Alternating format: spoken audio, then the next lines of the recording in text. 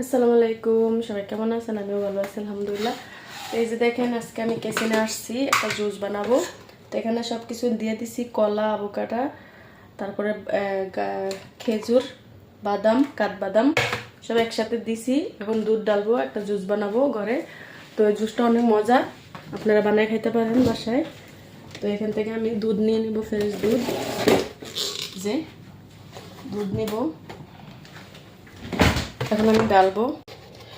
এখন আমি দুধটা ডালবো।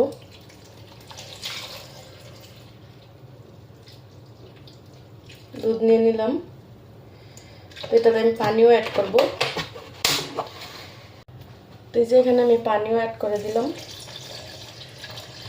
পানিও অ্যাড করে দিলাম। এখন আমি এটা লাগাই দেবো, ভালো করে ধোয়া হয় না।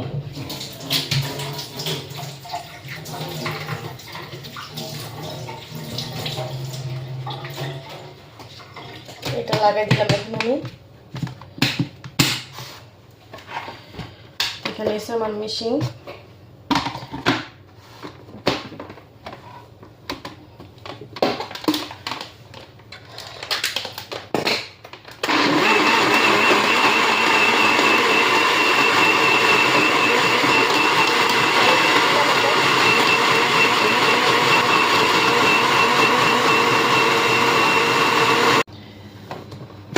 তো এই যে আমার হয়ে গেছে জুস, মজার জুস হয়ে গেল। এখন আমি মোবাইলটা চার্জ দিতে হবে, একটু চার্জ নেই। তো আজকে আমি বানাইছি খাসির গোস্ত।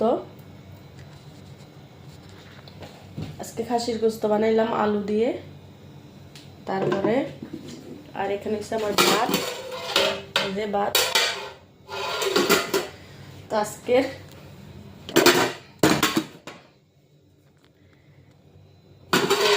ভাত, সাদা ভাত, তারপরে হচ্ছে যে খাসির গোস্ত তরকারি আলু দিয়ে।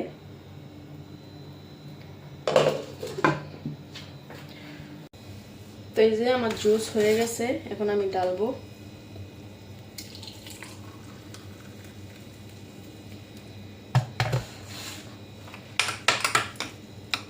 এভাবে আপনারা বাসায় বানিয়ে খাইতে পারেন জুস। দেখেন, একদম দোকানের মতন, বড় রেস্টুরেন্টের মতন হয়ে গেছে জুস। বাসায় বানিয়ে খাইতে পারেন সব কিছু মিক্স করে। এটাকে বলে ককটেল জুস। এই যে, তো সবাই ভালো থাকবেন। আজকে পর্যন্ত, আল্লাহ হাফেজ।